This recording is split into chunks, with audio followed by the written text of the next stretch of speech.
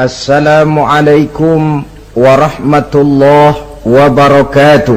Waalaikumsalam warahmatullahi wabarakatuh. Bismillahirrahmanirrahim. Alhamdulillahi rabbil alamin. Wassalatu wassalamu ala asyrafil anbiya'i wal mursalin, sayyidina wa maulana Muhammadin wa ala alihi wa ashabihi al-mujahidin at-tahirin, amma ba'du. Saudara-saudara kaum muslimin rahimakumullah, pada pertemuan kita kali ini kita akan membicarakan masalah yang berkenaan dengan khitan. Sebagai yang kita maklum bahwa khitan bukan merupakan syariat baru. Pelaksanaannya telah dimulai sejak zaman Nabi Ibrahim alaihi salam. Dijelaskan dalam ayat 124 surah Al-Baqarah, wa izibtala Ibrahim rabbuhu bikalimatin fa'atammahum. Dan ingatlah ketika Allah mencoba menguji Nabi Ibrahim dengan beberapa kalimat, maka dilaksanakannya itu dengan sebaik-baiknya. Allah menguji Nabi Ibrahim dengan beberapa kalimat.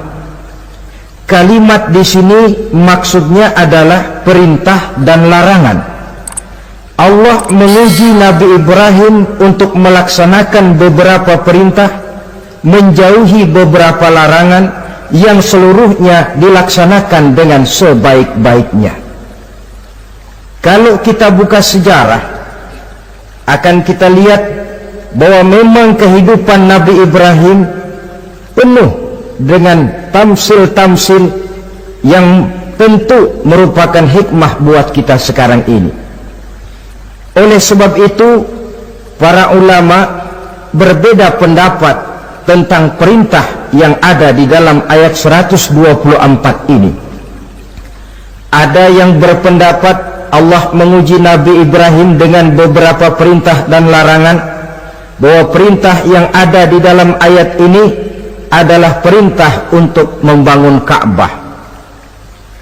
Ada juga yang mengatakan perintah untuk menyembelih putranya Nabi Ismail alaihi salam. Ada pula yang berpendapat perintah untuk hijrah, dan masih banyak pendapat-pendapat lain, termasuk pendapat yang menyatakan di dalam perintah ini adalah pelaksanaan daripada khitan, seperti yang dikuatkan oleh Al-Imam Qurtubi. Kesimpulannya adalah seperti yang dijelaskan oleh Al-Imamul Jalil Al-Hafiz Imaduddin Abil Fida Ismail Ibn Kathir di dalam tafsir Ibnu Kathirnya. Beliau mengutip pendapat Abu Ja'far bin Jarir, di mana beliau berkata, annahu yajuzu an yakuna al-muradu bil kalimat jami'u ma dzukira wa jaizun an yakuna ba'dhu dzalik wala yajuzul jazmu bi syai'in minha annahu al-muradu 'ala at-ta'yin illa bi hadisin aw ijma'in. Kesimpulannya ialah bahwa yang dimaksud dengan perintah dan larangan dalam ayat ini adalah seluruh yang ditemui oleh Nabi Ibrahim dalam perjalanan hidupnya, atau sebagiannya, tetapi tidak boleh menetapkan bahwa perintah dalam ayat ini cuma satu saja, kecuali berdasarkan hadis atau ijma'. Dengan kata lain, termasuklah khitan di dalam kalimat wa izibtala Ibrahim rabbuhu bikalimatin fa'atammahum. Kesimpulannya ialah syariat khitan dimulai oleh Nabi Ibrahim alaihi salam. Ini dari segi sejarahnya. Menurut hadis Imam Bukhari dan Muslim, ketika turun perintah khitan ini, umur Nabi Allah Ibrahim sudah mencapai usia 80 tahun. Kita bisa bayangkanlah ini, umur 80 tahun turun perintah khitan. Di zaman tentu belum ada pisau cukur, belum ada gunting, belum ada silet. Sedangkan pada usia 80 tahun kulit itu biasanya sudah mulai agak keras. Turun perintah untuk melaksanakan khitan. Ini pun fa'atammahunna, perintah ini dilaksanakan dengan sebaik-baiknya oleh Nabi Allah Ibrahim alaihi salam. Diteruskan syariat ini kemudian oleh putra-putra beliau yang juga menjadi nabi dan rasul, seperti Nabi Ismail, Nabi Ishak, dan terus oleh para nabi-nabi sesudah beliau sampai kepada Nabi kita Muhammad sallallahu alaihi wasallam. Apa sebenarnya hukum daripada pelaksanaan khitan? Saudara kaum muslimin yang berbahagia, hukum melaksanakan khitan adalah wajib, baik bagi laki-laki maupun perempuan. Kewajiban ini merupakan kewajiban penunjang. Artinya, yang wajib sebenarnya melaksanakan ibadah. Orang tidak akan bisa melaksanakan ibadah kalau dia tidak bersuci. Dan orang sulit untuk bersuci kalau dia tidak dikhitan. Maka khitan lalu ikut menjadi wajib. Dalam kaidah usul fikih dijelaskan, lil wasail hukmul maqasid. Wasilah mempunyai hukum yang sama dengan tujuan. Contoh, saudara wajib naik ke atas loteng, ya, wajibnya naik ke atas loteng. Tapi saudara tidak akan bisa naik ke loteng kalau tidak ada tangga. Maka adanya tangga ikut menjadi wajib. Perintahnya cuma naiklah kamu ke loteng. Tidak ada perintah carilah tangga.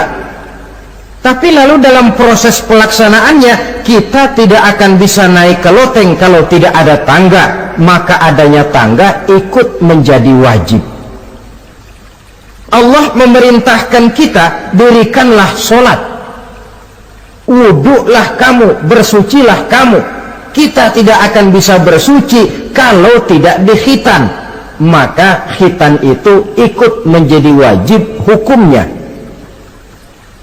Bisa juga dengan kaidah ma la yatimmul wajib illa bihi fahuwa wajib. Suatu pekerjaan yang tidak akan sempurna tanpa sesuatu hal lain, maka sesuatu hal lain itu ikut menjadi wajib juga adanya. Kita tidak akan bisa naik ke atas loteng kalau tidak ada tangga, maka adanya tangga itu ikut menjadi wajib. Di dalam kitab Ghayatul Bayan ala Zubadi bin Ruslan dijelaskan, wal khitanu wajibun ala dzakari wal unsa. Dan khitan itu wajib hukumnya bagi orang Islam laki-laki maupun perempuan, libalighin aqilin muhtamilin lahu, yang sudah balik, berakal dan sanggup menahan rasa sakit, satira binasbi kamratin qata'a wa hiyal kulfatu minadz zakari wal ismu binasbihi aidan min unsa, yaitu memotong kulit kamrah yang menutupi daripada zakar seorang laki-laki. Adapun bagi perempuan, memotong asal nama potong, tidak seperti halnya laki-laki. Sebab apa? Sebab kulit yang dipotong yang disebut kulfah itu menghalangi orang daripada beristinja secara sempurna. Nah, kalau istinjanya sudah tidak sempurna, maka wudhunya tentu tidak sah. Kalau wudhunya tidak sah, maka sholatnya pun juga ikut jadi tidak sah. Oleh sebab itu, bagi laki-laki merupakan dosa besar kalau dia tidak berkhitan. Ini menurut pendapat Imam Ibnu Hajar. Sedangkan bagi perempuan, karena tidak dikhitannya itu tidak menghalangi istinjanya, tidak merupakan dosa besar, hanya saja berdosa tidak mengikuti syariat yang diteruskan dari Nabi Ibrahim oleh Nabi kita Muhammad sallallahu alaihi wasallam. Saudara-saudara, ini sekelumit tentang sejarah dan hukum daripada pelaksanaan khitan. Nah, sekarang kita lanjutkan dengan apa hikmah yang bisa diambil daripada pelaksanaan khitan dalam kerangka pembentukan pribadi muslim. Hikmah yang pertama, kalau setiap muslim ditanya kepengen punya anak macam apa, saya yakin jawabannya pasti sama, kepengen punya anak soleh. Betul apa betul? Betul. Apa ada di sini yang kepengen punya anak jadi garong? Tidak. Saya kira jangankan kita yang insya Allah termasuk orang baik-baik, orang yang tidak baik saja tidak pengen kok anaknya tidak baik. Maling saja tidak pengen anaknya jadi maling. Copet saja tidak kepengen anaknya jadi copet. Dia masih bisa bilang sama anaknya, "Nak, bapakmu sudah kadung jadi maling, kamu jangan nurunin." Itu yang ketahuan malingnya. Maling saja tidak pengen kok anaknya jadi maling, apalagi yang bukan maling. Tapi anak yang soleh ini, saudara, bukan proses yang sekali jadi. Anak soleh tidak akan muncul dengan simsalabim. Anak soleh tidak muncul dengan slogan. Prosesnya sudah diawali oleh pribadi sang calon bapak dan calon ibu daripada anak itu. Itulah sebabnya untuk mendapatkan anak yang soleh ada dua usaha yang harus dilaksanakan. Pertama, usaha zohir, artinya usaha yang kelihatan oleh pandangan mata. Apa saja yang termasuk usaha zohir ini? Pertama, pribadi calon bapak dan calon ibunya. Kalau bapaknya ahli sujud, ibunya gemar hadir di majelis taklim, meresap ke dalam kepribadian anak, ikut membentuk dirinya. Sifat-sifat yang baik ini diharapkan akan menurun kepada si anak. Pribadi calon bapak dan calon ibu. Sebab ma fil aba fil abna. Bagaimana kebiasaan orang tua, begitulah anak. Kata pepatah, kalau bapak kencing berdiri, jangan heran anaknya kencing kabur. Kalau bapaknya bangun pagi jam 8, insya Allah anaknya jam 9. Jangan berharap anak mau sholat subuh. Kenapa? Bapaknya kasih contoh macam itu. Lalu suasana di rumah tangga, termasuk yang dimakan, yang diminum, termasuk pakaian kedua orang tuanya, ikut membentuk proses anak yang soleh ini. Kita kan tahu Rasulullah Shallallahu Alaihi Wasallam bersabda di dalam hadisnya, "Inna ahadakum yujma'u khalquhu fi batni ummihi arba'ina yawman nutfah." Tiap kamu diciptakan Allah dalam rahim ibunya itu 40 hari nutfah. Nutfah itu maaf air kotor yang kalau ketemu di jalan kita jijik, dijual juga nggak laku, tapi kita berasal dari situ. Dan itu dihasilkan dari saripati makanan yang dimakan oleh sang calon bapak, sang calon ibu. Kalau calon ibu dan calon bapak senang memakan makanan yang haram, senang meminum minuman yang haram, maka itu akan melahirkan saripati makanan yang membentuk sperma yang dihasilkan dari makanan-makanan haram. Itu pun akan ada pengaruhnya dalam proses pembentukan anak yang soleh. Saya dulu berpikir, kenapa Islam ini kok kelihatannya sedikit-sedikit mesti ada doanya. Orang mau makan ada doanya, orang mau berpakaian ada doanya, berdiri di muka cermin berkaca ada doanya. Sampai seorang istri mau bergaul dengan suaminya, ada doanya. Pemikiran ini terjawab setelah saya telaah dan menemukan di dalam kitab Ihya-nya Imam Al-Ghazali. Diceritakan di sana bahwa iblis yang tugasnya menggoda orang-orang kafir badannya gendut-gendut, sedangkan iblis yang tugasnya menggoda orang Islam badannya kurus, krempeng, ceking kayak morfinis. Satu hari ketemu di jalan karena satu profesi, ngobrol. Ini iblis yang tugasnya menggoda orang kafir bertanya kepada iblis yang tugasnya menggoda orang Islam, badanmu kenapa kurus macam begitu? Kata yang menggoda orang Islam, bagaimana saya tidak mau kurus? Saya ini ditugaskan menggoda orang-orang Islam. Orang Islam itu kalau dia mau minum dia baca bismillah. Bismillah racun, saya nggak bisa ikut minum. Dia mau makan baca bismillah. Bismillah racun lagi, saya nggak bisa ikut makan. Dia mau tidur tarik selimut, dia baca bismika Allahumma ahya wa amut, racun lagi aja. Saya nggak bisa tidur di selimut, terpaksa tidur di emper, mana keanginan. Dia mau bergaul sama istrinya, dia baca Allahumma jannibna syaitan wa jannibi syaitan fima razaqtana, racun lagi. Saya nggak bisa bantuin, cuma ngeliatin dari jauh.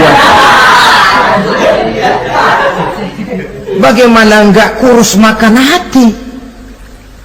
Kata iblis yang badannya gendut-gendut, untung benar saya menggoda orang kafir yang nggak ada bacaan apa-apanya. Dia makan, saya ikut makan. Dia minum, saya ikut minum. Dia tidur di selimut empuk, saya masuk ke dalamnya. Dia bergaul sama istrinya, dikit-dikit saya bantuin. Allah Karim, ini maaflah kalau sudah dibantuin iblis ini, jangan heran anak jadi sangar nantinya. Jadi sejak proses produksi awal, Islam sudah mengajarkan hal yang sedemikian rupa. Pribadi calon ibu bapaknya baik, makanan, minuman, dan pakaian terdiri dari yang halal. Suasana beragama kelihatan di rumah tangga. Ibu ahli sujud, bapak ahli sujud. Ini termasuk proses usaha yang zahir dari orang tua yang menginginkan anak yang soleh. Sampai terjadi proses kehamilan. Proses kehamilan itu kata Nabi 40 hari yang pertama nutfah, 40 hari yang kedua alaqah, 40 hari yang ketiga mudghah. Mudghah itu embrio, cikal bakal bayi. Setelah proses 3 kali 40 hari itu, barulah ditiupkan ruh ke dalam rahim sang ibu. 120 hari atau 4 bulan, perempuan yang hamil itu baru terasa perutnya bergerak-gerak. Ini berdasarkan pengalaman perempuan. Saya sendiri kebetulan alhamdulillah belum pernah hamil.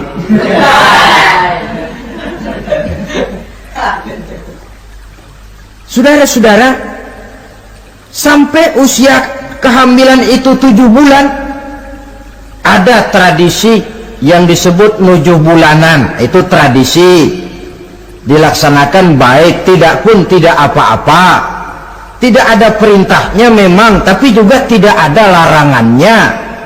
Apalagi berkumpul orang membaca ayat-ayat Al-Quran, memohon doa dan sebagainya. Sebab pada kandungan 7 bulan ini, embrio sudah mengarah kepada bentuk positif dari wujud manusia. Di situ dibacakan surah Yusuf, surah Maryam, surah Tabarak, surah Waqiah, tafaul namanya, mengundang rasa optimis supaya membawa keberkahan kepada pribadi sang calon anak yang nanti akan lahir ini. Tapi jangan lupa orang tuanya mulai dengan soleh dulu. Jangan orang tuanya nggak mau sujud, nggak mau ibadah, istrinya hamil dibacain surah Yusuf supaya anaknya cakep kayak Nabi Yusuf. Begitu keluar anaknya kepalanya segi 4 kayak kaleng kerupuk. Apa surah Yusuf yang salah? Tentu saja orang tuanya yang tidak memulai kesolehan itu sendiri. Lalu usia kandungan 7 bulan ke atas, sang calon bapak mulai membantu-bantu istrinya. Kalau malam diusapi perut istrinya yang sedang hamil berat itu, sambil dibacakan surah Al-Insyirah, ya ngusap-ngusap sayang, bukan ngusap gemes. Alam nasrah laka sadrak wa wada'na anka wizrak allazi anqadha dhahrak, supaya Allah memberikan keringanan kepada kehamilan istrinya sampai kepada proses kelahirannya. Begitu sang jabang bayi brol lahir ke alam ini, sudah dicegat lagi oleh ajaran agama, diazankan. Diriwayatkan oleh Abi Dawud, kana Rasulullah sallallahu alaihi wasallam azana al-Hasan wal Husain fi uzunaihi al-yumna wa aqama fi uzunaihi al-yusra. Adalah Rasul mengazankan cucunya Hasan dan Husain di telinga kanan, mengkomatkan di telinga kiri. Bayi muslim lahir ke dunia dicegat dengan suara azan. Apa sebab? Bayi yang baru lahir ke dunia ini ibarat kaset kosong. Kalau kaset kosong dipakai merekam, daya rekamnya kuat. Maka bayi yang baru lahir ini, sebelum sempat dia dengar cintaku sedalam lautan Atlantik, belum sempat dia dengar gelas-gelas kaca, belum sempat dia dengar tembok derita,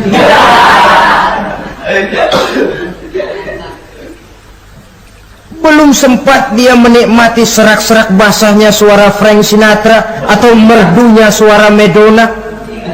Rekaman pertama yang masuk lafzul jalalah, Allahu Akbar, Allahu Akbar. Belum sempat dia dengar yang lain. Keagungan Allah yang didengarnya. Kaset kosong diisi dengan rekaman pertama berupa lafzul jalalah. Saudara hadirin yang saya hormati, lalu datang kewajiban orang tua setelah sang anak lahir. Apa itu?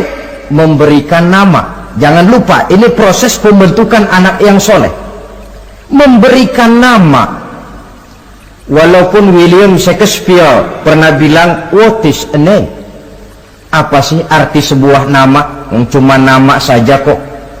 Biar adanya di atas lumpur, kalau memang intan ya tetap intan. Nama itu tidak banyak artinya. Namun pada hakikatnya nama merupakan bagian daripada doa. Itulah sebabnya Islam mengajarkan khairul asma'i ma hummida wa ubida. Sebagus-bagus nama yang mengandung pujian atau menggambarkan kehambaan seseorang kepada Tuhan. Mengandung kata-kata pujian, Ahmad, Muhammad, Hamid, Mahmud. Mengandung nilai kehambaan seperti Abdurrahman, Abdurrahim, Abdurrauf. Jangan mentang-mentang ada di Quran anak dinamai Jahannam. Wah, kenapa Jahannam? Itu kan ada di Quran, Pak. Iya, di Quran, tapi lempengan neraka itu. Sekarang ini saya melihat gejala akibat rasa malu beragama. Kan zaman sekarang kadang ada tuh orang malu mengakui Islamnya. Bertemu teman, Assalamualaikum, malu, minder. Berangkat ngaji bawa Quran, malu, minder, rendah diri, malu mengakui Islamnya. Termasuk diberikan nama yang berbau-bau Islam ini. Malu katanya, kampungan. Bapaknya kasih nama bagus, Ibrahim. Lantaran pengen nyentrik dia potong Bram. Ibrahim kampungan, Bram aja nih lah. Itu kan cuma nama, Pak. Memang begitu mulanya. Nabi pernah memberikan isyarat, la tattabi'anna sunnana man kana qablakum shibran bi shibrin. Satu saat kau pasti akan mengikuti tingkah laku orang-orang sebelum kamu. Cuma cara kamu mengikuti sedikit-sedikit, sejengkal, sehasta, semeter. Begitu enak kamu ikut-ikutan, sampai yang kamu ikuti masuk ke lubang biawak, kamu pun akan masuk juga ke dalamnya. Mula-mula nama, malu pakai nama Islam. Dari nama pindah ke pakaian, dari pakaian pindah ke pergaulan. Kalau nama Ibrahim berteman dia dengan Ali, Hamid, Farid, Syauki, sudah pakai nama Bram. Masa Bram temennya soleh nggak nyetel Kalau Bram kan temennya si Blacky. Nah, kalau sudah pindah ke pergaulan, yang saya khawatir pindah agama tidak terasa. Pindah agama tidak lagi terasa. Ini yang kita khawatir. Itulah sebabnya membudayakan nama yang baik ini perlu kita pelihara. Nama sebagian daripada doa. Tatkala orang tua memanggil kita dengan nama yang baik, sudah merupakan doa agar anaknya jadi orang baik-baik. Saudara hadirin yang saya hormati, setelah memberikan nama yang baik, kewajiban berikutnya dari orang tua muslim ialah wa ayyu addibahu, kata Nabi, memberikan pendidikan. Sebab nama yang baik tidak akan banyak menolong kalau tidak diiringi dengan pendidikan. Nama saja Muhammad Mukmin, kerjaan ngadu ayam.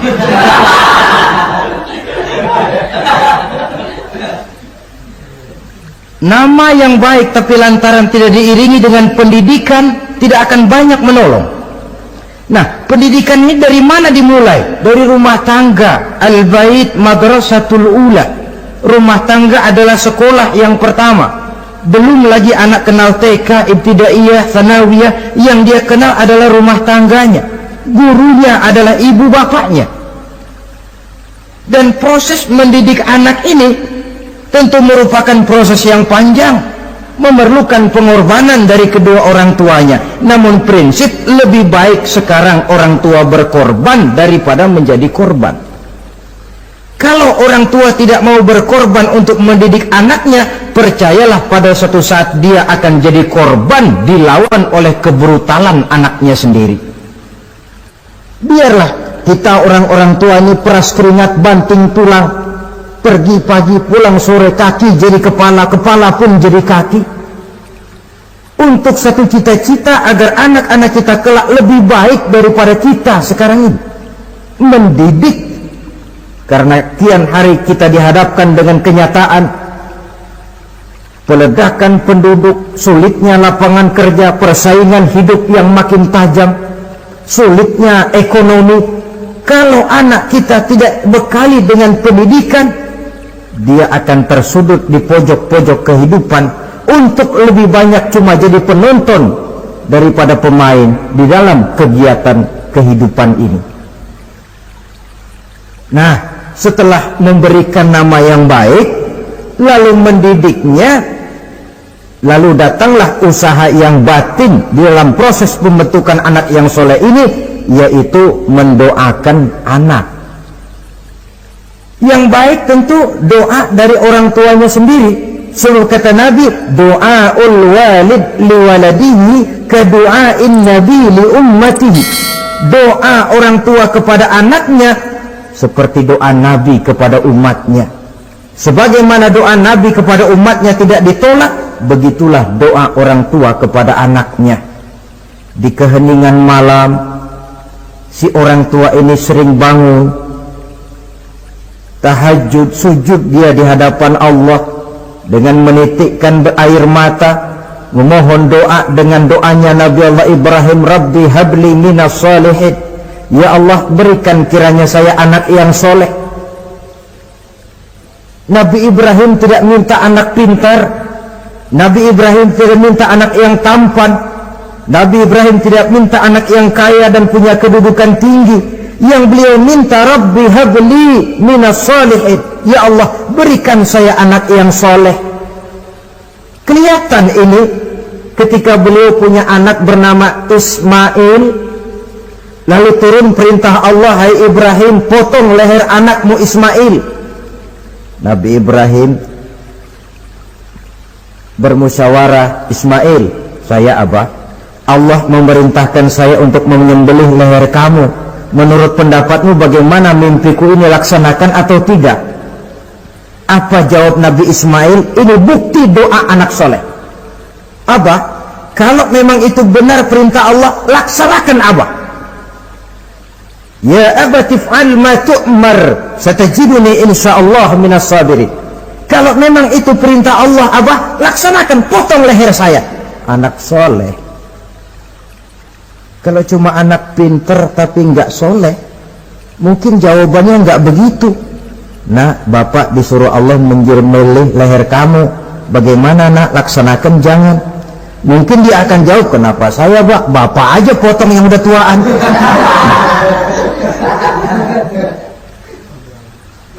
Doa orang tua kepada anak, atau boleh juga doa orang lain yang diyakini kesolehannya oleh orang tua tadi. Mengundang Pak Ustadz, Pak Kiai ke rumah, tolong doakan anak saya, tidak ada salahnya. Sebab Nabi mengajarkan, aksiru minan nas bidu'ail khair, fa innaka la tadri min ayyi fahin yuqbal. Banyak-banyaklah minta doa kebaikan dari orang lain, sebab kamu tidak tahu dari mulut yang mana doa itu diterima Allah. Mungkin saja orang menurut pandangan kita kere, miskin, tidak dipandang orang lain, tapi kalau doanya Allah mau terima, siapa yang sanggup menghalangi? Banyak-banyaklah minta doa kebaikan dari orang lain, sebab tidak seorang pun tahu dari mulut yang mana doa itu akan diterima Allah. Doa orang tuanya. Inilah hikmah khitan yang pertama, proses pembentukan anak yang soleh. Yang kedua, khitan itu menanamkan kepada anak-anak muslimin sikap berani menghadapi hidup. Di waktu kecil sudah dilatih mengalirkan darah, seolah-olah orang tuanya berkata, nak, hidup ini adalah perjuangan, nak. Perjuangan itu peras keringat, banting tulang, mengalirkan darah, kadang-kadang mengorbankan nyawa. Hidup bukan undian, nak. Jangan mengharap untung besar tanpa mau peras keringat. Berani hidup artinya berani menghadapi segala resiko yang ada di dalam hidup. Di zaman sekarang banyak orang yang takut menghadapi hidup. Pakaian mau bagus, makan mau enak, hidup mau terpandang dan dihargai orang, tapi kerja keras tidak mau. Paling-paling istilah orang maunya cuman hardolin. Hardolin itu bahasa Jerman, artinya dahar modal ulin. Santai. Ini kan takut menghadapi hidup, atau melihat bahwa stres hidup begitu tinggi, lalu mengundi-ngundi hidup. Dipertaruhkannya hidup di meja judi, dipertaruhkannya hidup di gunung-gunung, memuja-muja setan dan sebagainya. Itu pun termasuk orang yang takut menghadapi hidup, tidak berani menghadapi resiko yang ada di dalamnya. Cuma khayal saja membumbung tinggi, tapi keberanian untuk bekerja keras tidak ada. Anak-anak muslimin sejak dini, sejak masih kecil sudah dilatih mengalirkan darah. Hidup ini perjuangan, nak. Bukan santai-santai, bukan berleha-leha, bukan berandai-andai. Tidak akan pernah sampai kita kepada tujuan kalau hidup cuma diisi dengan berandai-andai, berleha-leha, bersantai-santai. Dia adalah perjuangan, jalannya menanjak menurun, banyak onak dan duri di sekelilingnya. Kuatkan pribadimu menghadapi hidup ini, ditanamkan sikap berani menghadapi hidup. Itu yang kedua. Lalu yang ketiga, khitan pada hakikatnya merupakan peletakan batu pertama dalam arti mempersiapkan anak supaya hidupnya nanti menjadi orang yang sujud kepada Allah. Secara tidak langsung orang tuanya seolah-olah berkata, "Nak, kamu dikhitan sekarang supaya nanti kamu bisa istinja. Nah, kalau kamu sudah bisa istinja, kamu bisa berwudu. Kalau wudu sah, kamu bisa sholat."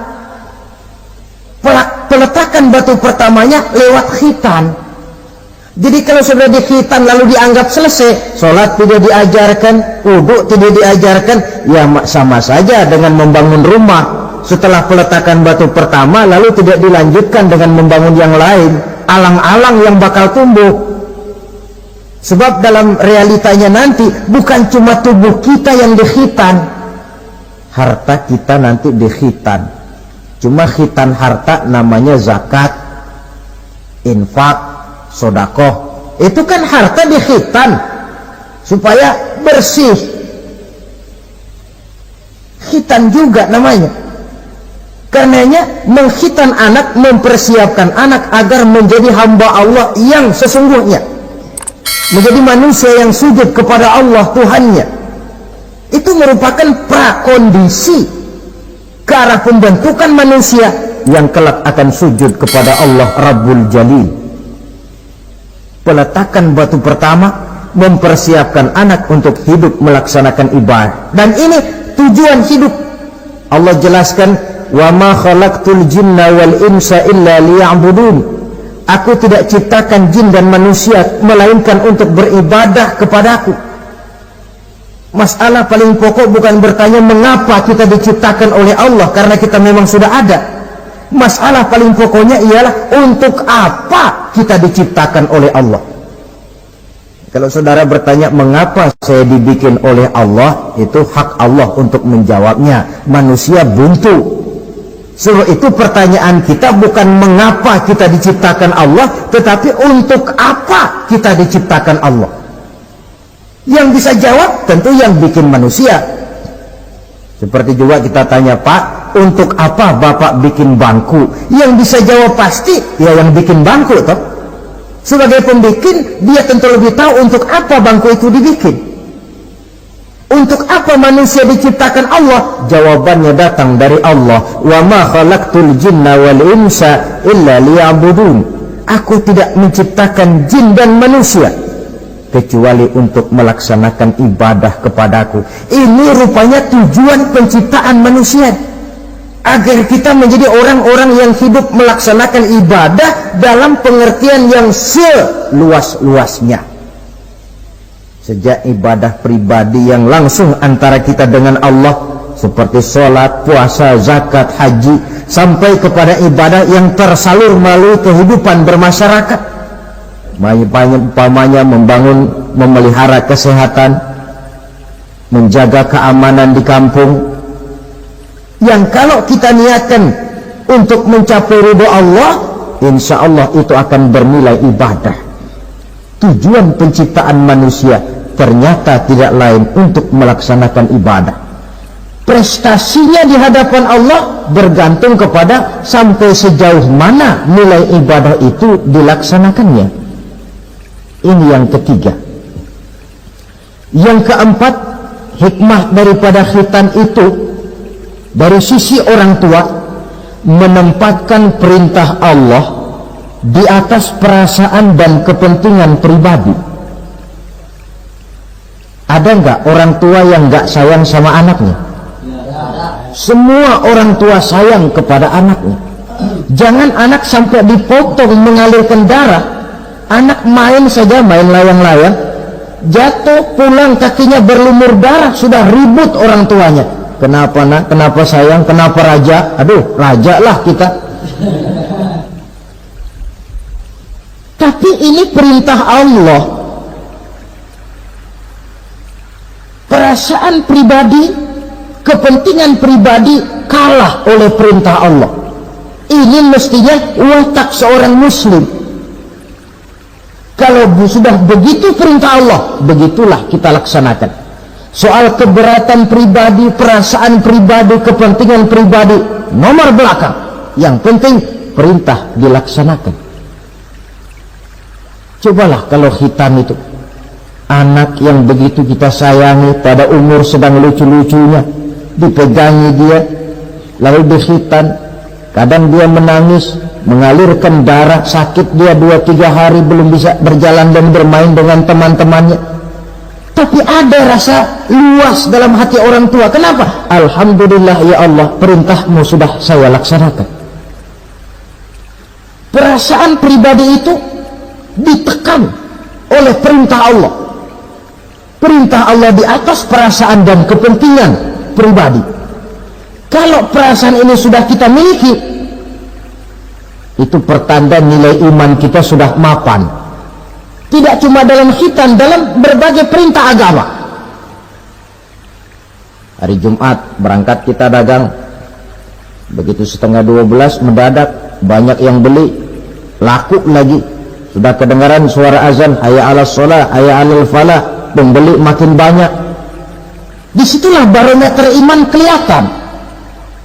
Terusin melayani pembeli dan dapat untung banyak, atau perintah Allah yang sudah memanggil-manggil itu.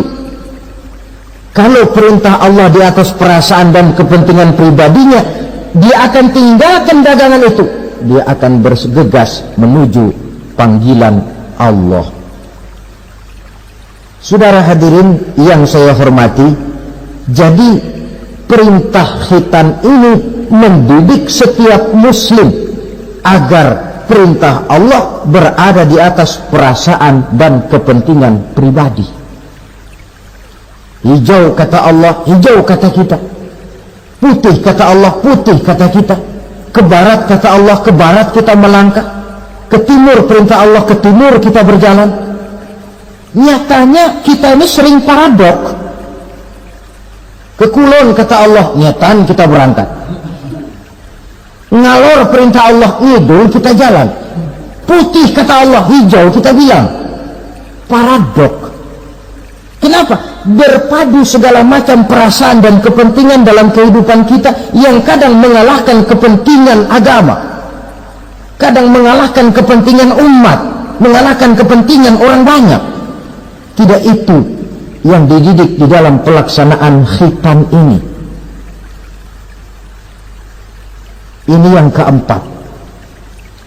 Kemudian yang kelima, dari segi kesehatan, kulit yang dipotong, yang menutupi kulfah itu adalah tempat bersarangnya segala macam kotoran.